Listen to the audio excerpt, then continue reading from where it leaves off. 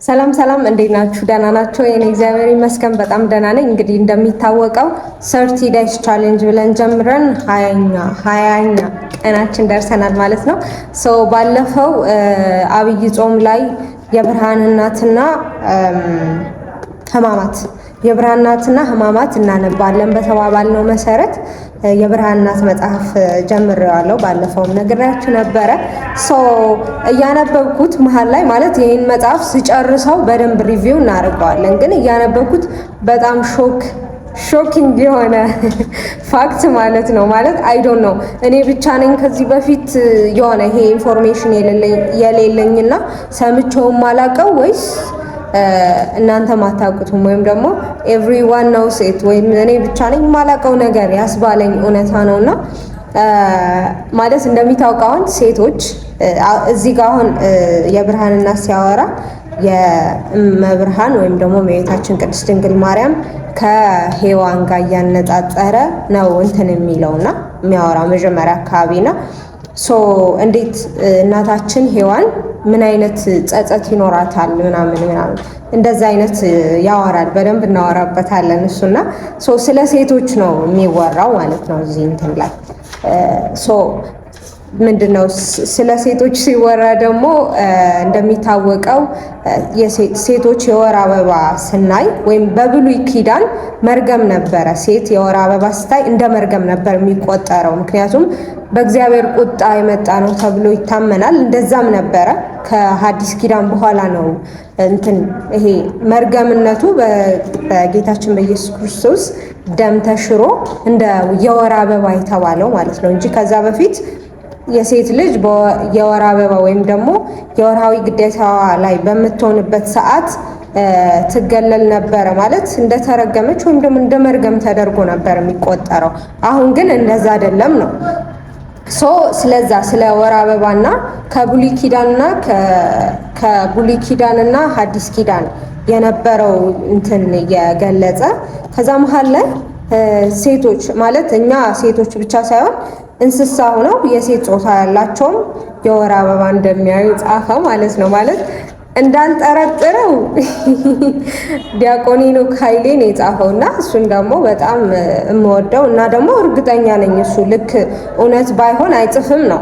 እኔ ግን አላቅም እንግዲህ ከዚህ በፊት ሰምቼም አላቅም። እኔ እንደዛ ማለት እንስሳትም እንደኛ እንደ የሴት ጾታ ያላቸው እንስሳትም እንደኛ የወር አበባ እንደሚያዩ አላቅም ነበር እንግዲህና እና አይ ዋዝ ላይክ እያነበብኩት ምናምን ሁለቴን ያነበብኩት ማለት ነው።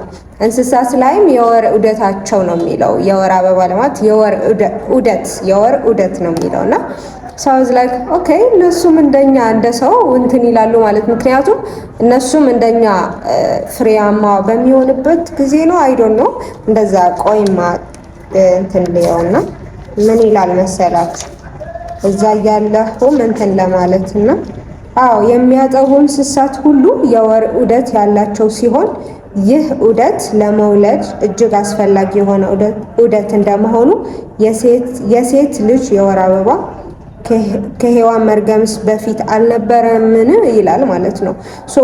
የሚያጠቡ እንስሳት ሁሉ የወር ዑደት አላቸው ነው እዚህ መጽሐፍ ላይና I was like I don't know እናንተ ከዚህ በፊት የምታውቁ ከሆነ ግን እኔ ከዚህ በፊት I don't have any information የሚያጠቡ እንስሳት ወይም ደግሞ የሴት ጾታ ያላቸው እንስሳት እንደ ሴት ልጅ እንትን እንደሚያዩ የወር ዑደት እንደሚያዩ ወይም የወር አበባ እንደሚያዩ በየወሩ ሰው ኤክስፒሪየንስ የሚያደርገው ነገር እነሱ ኤክስፒሪየንስ እንደሚያደርጉ አይ ዶንት ሃቭ ኤኒ አይዲያ። ከዚህ በፊት ምንም አላቅም ነበርና ኢት ዋዝ በቃ ለዛ ነው ማንበብ አሪፍ ማለት ነው። አሁን እኔ ባላነብ እኔ እርግጠኛ ነኝ አላቅም።